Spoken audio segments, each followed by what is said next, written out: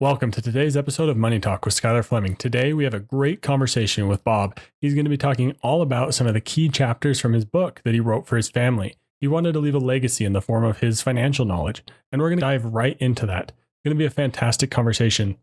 There's going to be some conversation around what kind of curves can life throw at you. We're going to talk about how you can be your own bank and how being your own bank can help you also with cheating your budget. Maybe you hate budgeting. Listen to some of the tips that Bob throws your way. Going to be a very great conversation. And if you want to come on the podcast, I'd be more than happy to have you. This was a conversation that spurred up from a Facebook post that I shared. Bob said, I have some information I could share, and we connected, and then we're having this episode today and this interview today. So if you have something you want to share, or maybe some financial point that you'd like to talk about or like to learn about, let's have a conversation, because that's the whole point of Money Talks. The money talking points for today's episode are: what curves can you begin to prepare for today? And second, how can being your own bank benefit you? There's a lot of great conversation in today's episode. With all that in mind, let's get right into today's episode.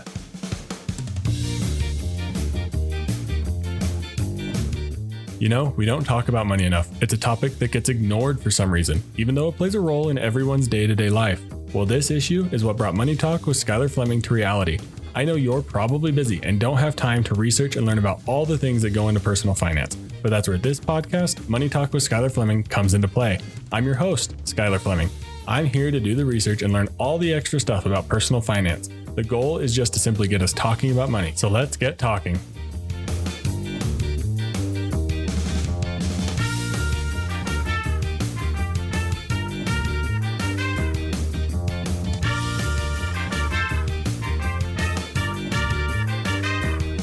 Welcome to today's interview. I have Bob Burdette here with me, and we're talking about life's curves and what happens when life throws you a curve.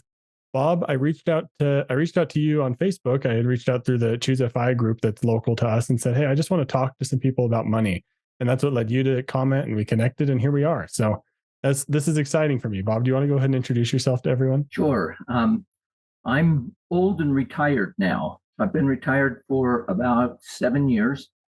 And at the time that I retired, I figured that was a financial decision, not an age decision. So as soon as I got to the point where I figured we could live happily ever after, I said, let's retire.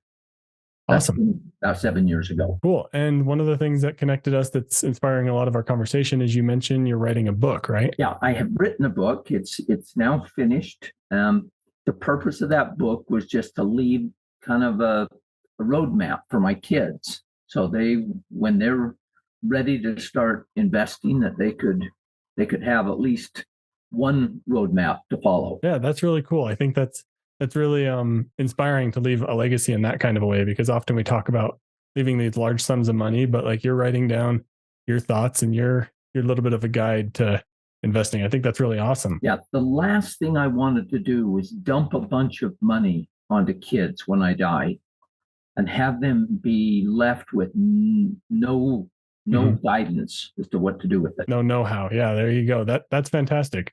Well, that book inspired our conversation today. You sent me the chapters and we kind of built a little bit of a conversation around that. So we'll just get right out the gate here with what are some of the curves that life can throw at us when it comes to money? I've thought about this a lot, more so since we started talking, because curves like financial hiccups that can mess up your plan or your progress toward building wealth. And divorce is a big one. Divorce can come along. But then I got thinking, well, what about losing a job? Or a catastrophe happens, the house catches on fire, all of these things. And I started to realize that you almost need to plan to have a hiccup or a curve somewhere in life. It can happen so fast, so easy. An automobile accident can wipe out not just your car, but put your family in the hospital, and you end up with a huge medical bill, even if you have health insurance. Mm-hmm. So you almost need to plan to have a catastrophe come along. Yeah, I think, you sent me a big list. I'll just read some of them off here. But you said like divorce or alimony, child support, fires is something to consider. business partners. I think whether them leaving the business or maybe a business partner does something that's a little suspicious or something, and that throws a wrench in your plans.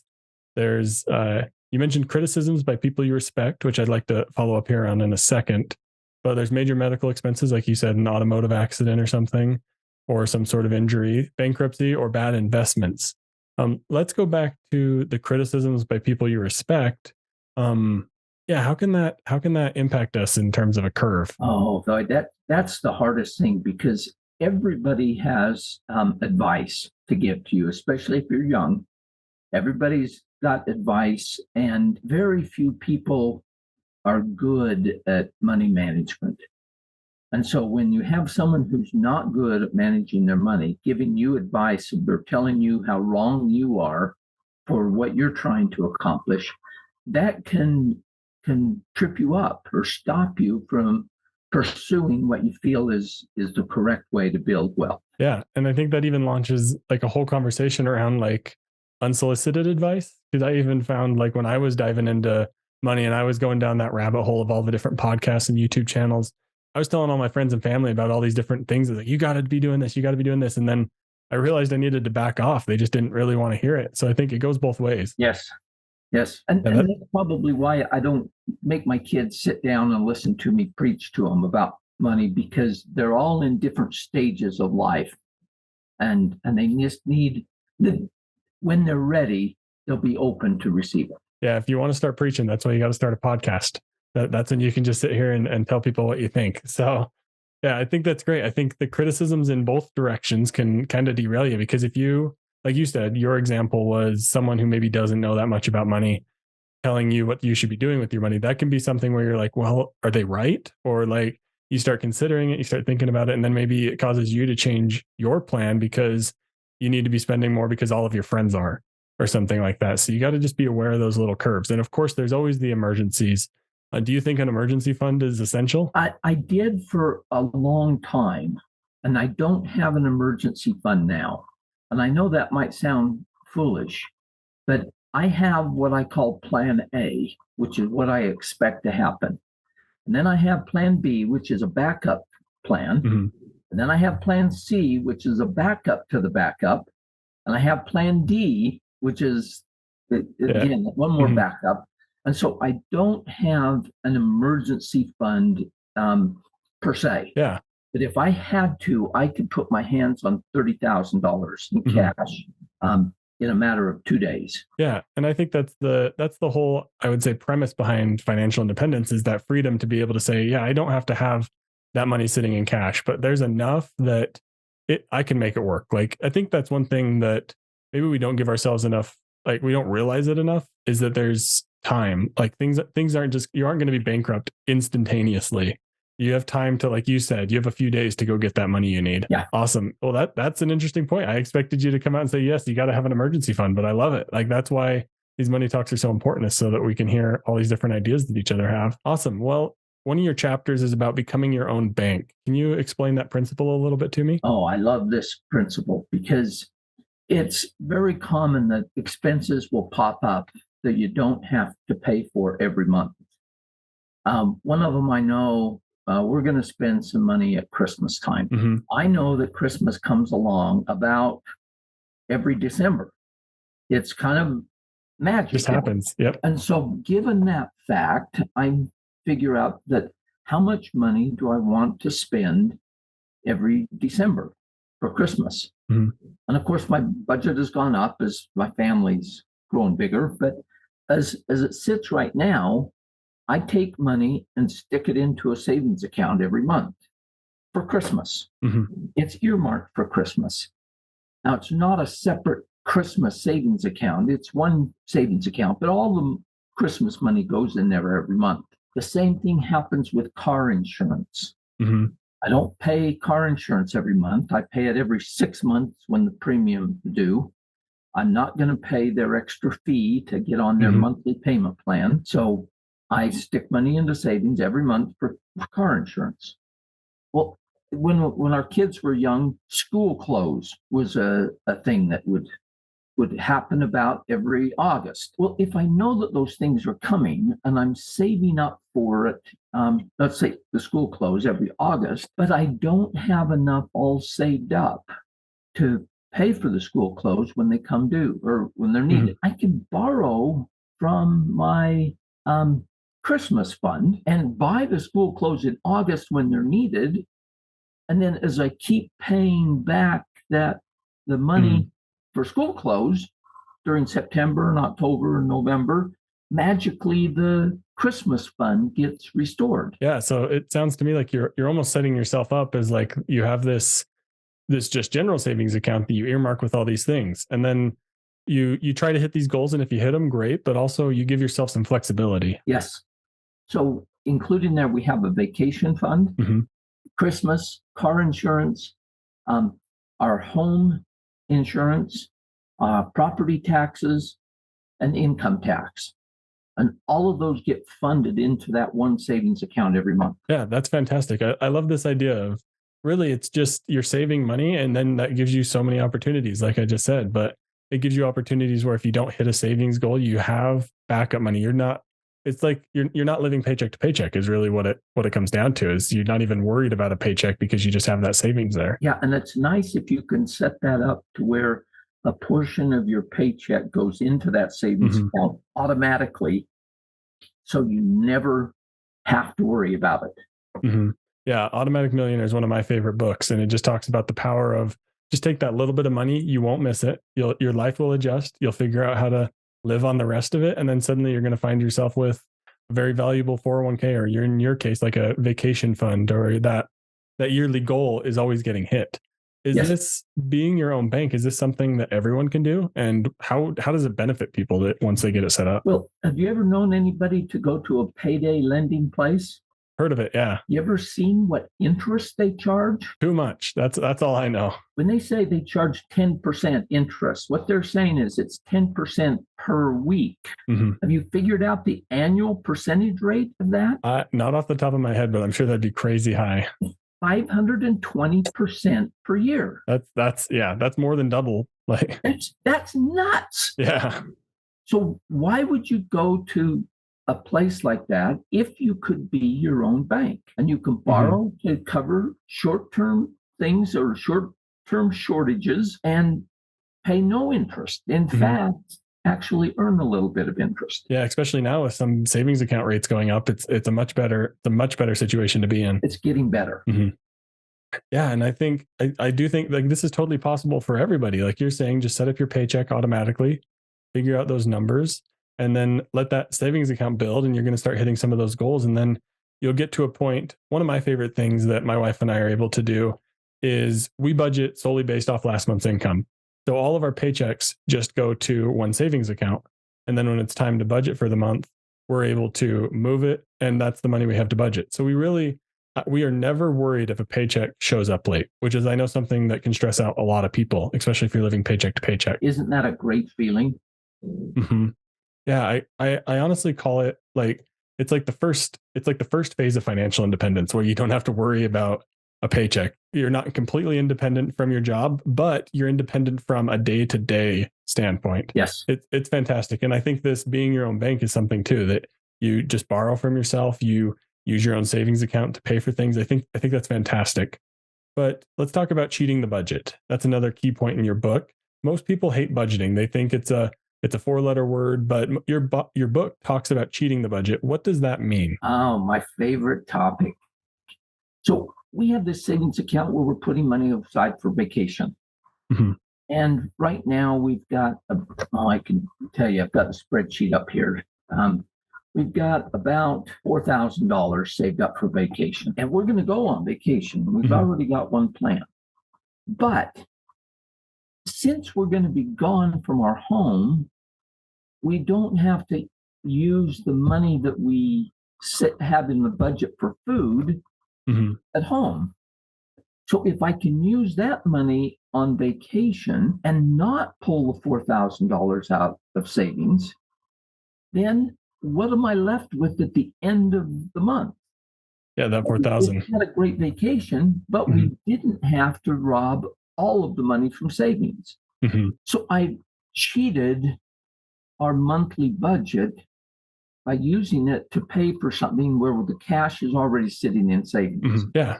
I think that's really interesting. You're saying like take the expenses, like the secondary expenses, in your case, like vacation, you won't be buying groceries at home, and then use that in other ways. I think that's really cool. And amazingly enough, after you do this a little while, you get this disease called saving disease, where you get money into savings, but you hate to take it out. And lo and behold, the savings account starts building.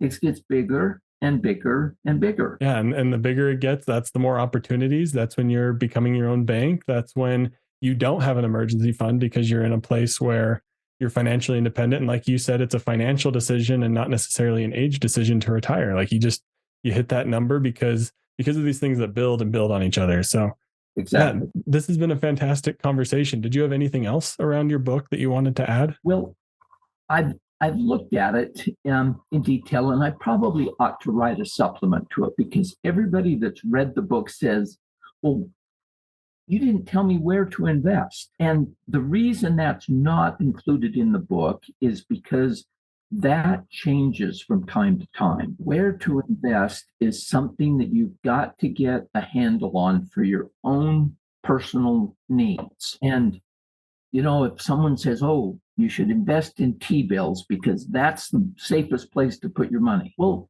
that's great, except if T-bills are paying 5% and inflation is at 9%, then you are safely losing 4% every year. Yeah. And so you can't say T-bills is the place to put money all the time. You can't say the stock market is the only place to invest, when real estate has been a tool used by many people to become wealthy. So there's not one place that you can put money and become safe forever. Yeah, my whole thing around whenever someone asks me an investing question, my go-to is always, you got to start simple. Like, don't overwhelm yourself, because like you were saying, you mentioned 3 different like asset classes. You mentioned T-bills, the stocks, and then real estate. And I even think, especially within real estate and stocks, there's a whole bunch of things within that. Like, it can get very complicated very quickly. So while it's not necessarily a blanket, start here, only invest in this, I think starting simply is going to be really helpful for people. So one of the things I'd like probably to touch base on is there's got to be a difference between a curveball that comes along that disrupts your financial life versus an expenditure that is going to happen. Now, I have 6 children. Those 6 children now have 12 college degrees together. When did I know that they were going to go to college? I'm not sure, hopefully very early, that you could start planning for it. Yeah, like when they were born. So if I knew when they were born that they were going to need some financial backing to go to college, well, I have about 18 years to work on it. And the slope of having to save money over 18 years is nowhere near as tough as that slope if you wait until they get their driver's license. And then you think, oh, now I've got a plan for them to go to college. And that slope is really big. Yeah. It's a rock climb. Yeah. That's interesting. If you know something's coming, like you said, children going to college, for some people, it might even be just, your auto insurance is due in 6 months. Like, it can be on such a varying scale. And one of the big ones you ought to put on that list is, I'm going to someday retire. And I know people say, oh, but I love my job.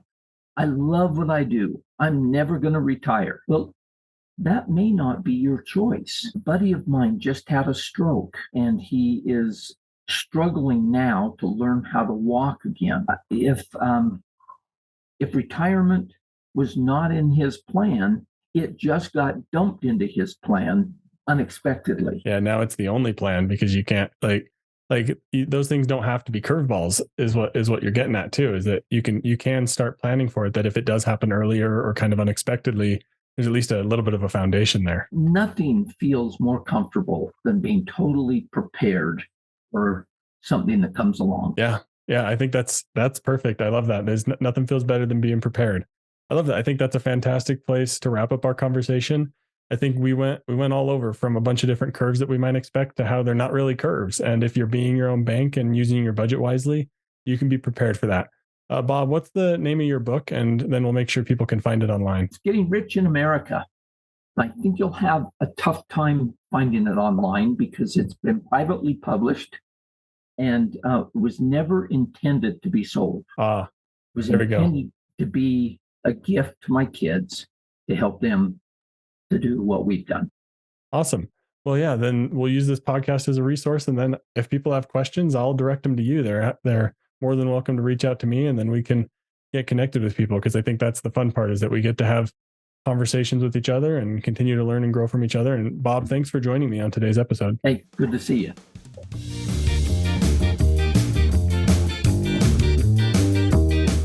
Thank you so much for Bob for coming on today's episode. That was a fantastic conversation. And remember, if you haven't already, please go leave a 5-star review on whatever platform you're listening to this podcast on. It would mean the world, and it would help this podcast a ton. We're growing rapidly, and our numbers and audience numbers continue to grow, and it's because of great listeners like you. So thank you for listening to today's episode. Some of my key takeaways were, 1, that an emergency fund may not be the blanket advice that many take it to be. It's very good, and most people should have an emergency fund. But like Bob illustrated, it's not necessary for him. And that's some of the things that being financially independent can unlock for you. Being your own bank affords you so many opportunities. You can cheat your budget when you have money to work with. You can avoid those 500+% payday loans when you have money to work with. You don't have to worry about every single paycheck when you have a little bit of money in the bank. I think the overarching theme that I took away from today's episode is just begin to save some money. Whether it's catching that savings disease that Bob talked about, or just getting to a point where you're comfortable and don't have to rely on every single paycheck. But no matter what, this was a great conversation. And thanks again to Bob for coming on. And thank you to everyone for listening. Please check out my social media, or if you have any questions or want to come on the podcast, check out the show notes for my email, and please reach out. I'd be happy to answer any questions you have or talk to you on the podcast, and we can talk about maybe some of your money questions or some of your ideas around money. But it would be a really great conversation to have, so please reach out if you have any questions. But thank you for listening to Money Talk with Skyler Fleming. I'm your host, Skyler Fleming. Have a great week. Thank you for listening to Money Talk with Skyler Fleming. This show is provided for informational and entertainment purposes and may not be specific to your unique situation. Please be sure to do additional research before making any financial decisions.